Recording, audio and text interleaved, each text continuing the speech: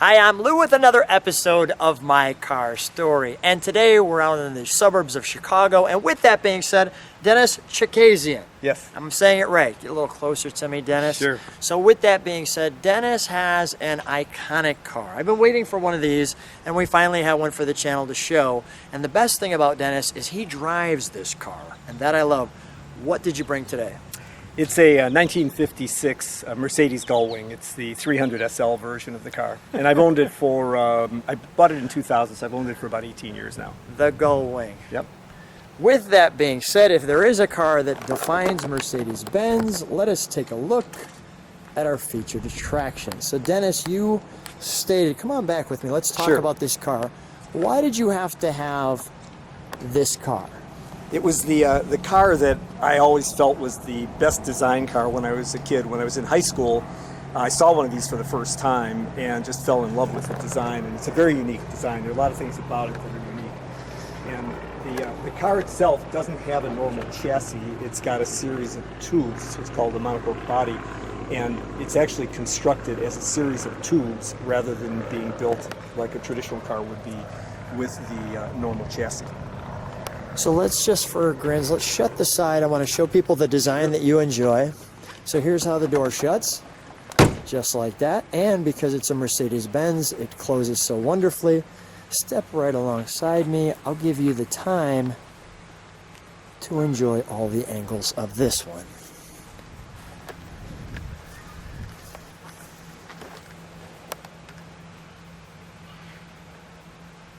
That's wonderful. It truly is a timeless design. That just speaks class. We have these eyebrows and the wonderful back end that you can see like so.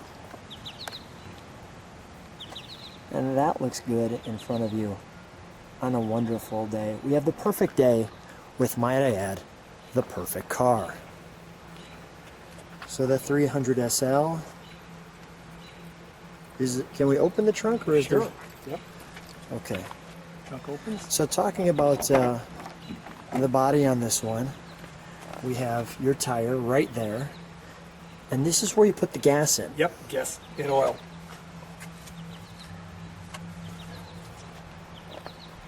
We'll close that.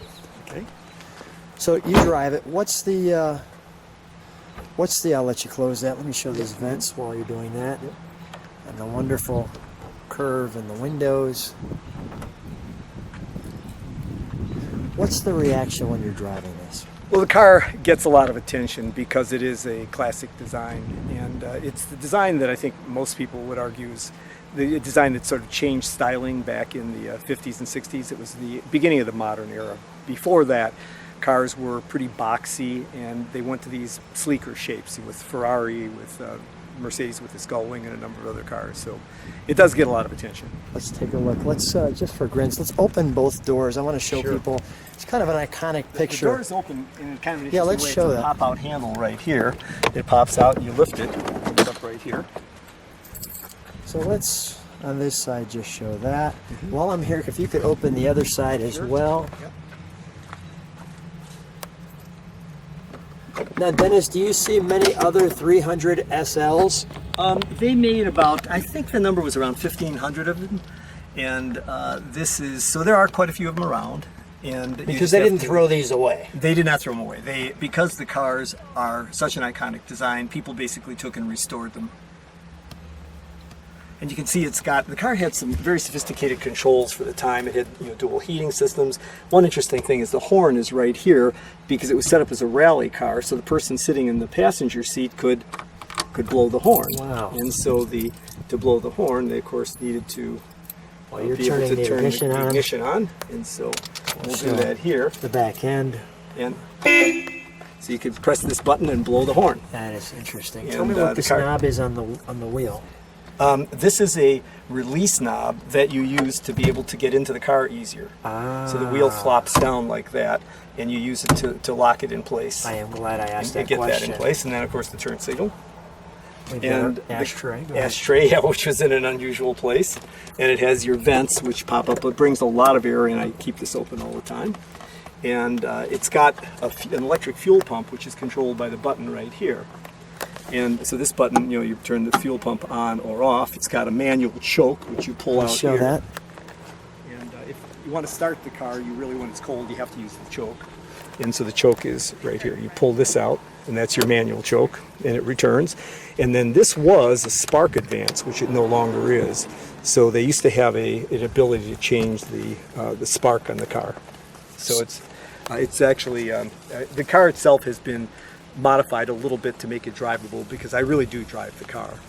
And so we've taken some of the original systems and modified them a little bit to be able to allow me to drive it any day.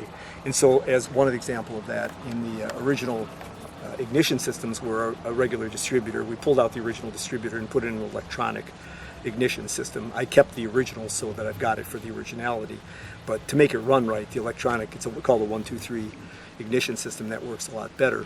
And the car originally had a manual fuel pump with an electric override, but those manual fuel pumps were not reliable, so we replaced the manual fuel pump, kept it, but replaced the manual fuel pump. Let me do one thing. Before you pop Sure. the hood, let me just show the front. Yep. Come on with me for a second. Sure.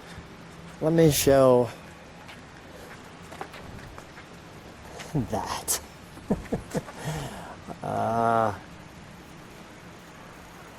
Reminds me of Danielson and the Karate Kid with the arms up. Okay.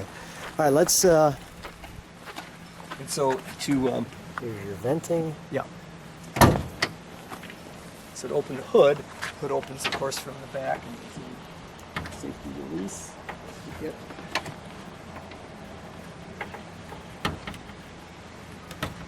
Designed to make it as difficult to release as possible. Naturally. Let's get While you're doing that, I'm just going to feature you have handles here.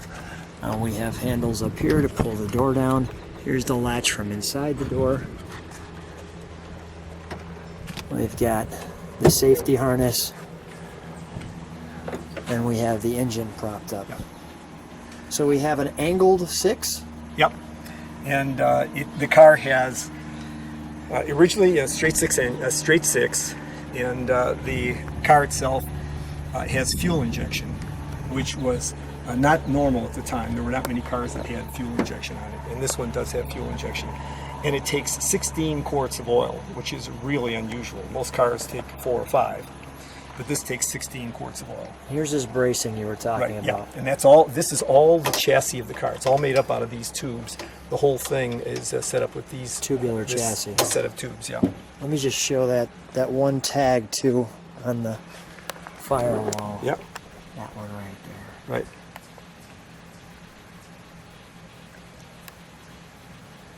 We have, there's our All the updated original ignition, tags, but yeah, yes, the updated everything's- ignition. Right.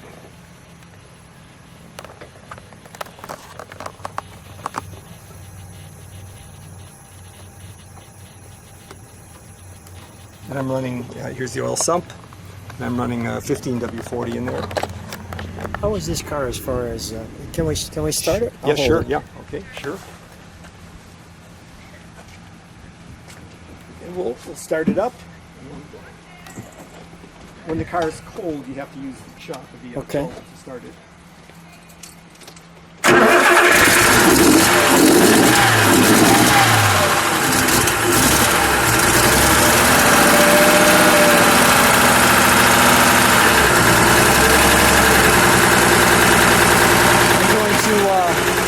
Listen to the exhaust at idle. Sure.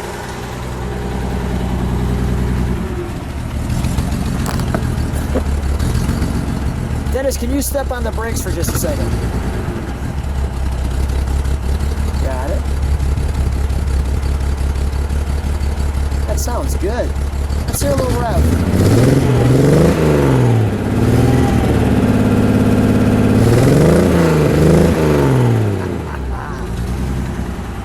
We'll shut that down. Dennis, stay right there, because you look fantastic in your Gullwing. If people like what they see, subscribe to the channel, hit the bell, you can see all the cars. Dennis, What a wonderful car. I know we're going to do some of your others, but we wanted to start with this one. No better car to start with than a Mercedes Gullwing. Thanks so much for being on the channel. Thanks, Lou. Really enjoyed it.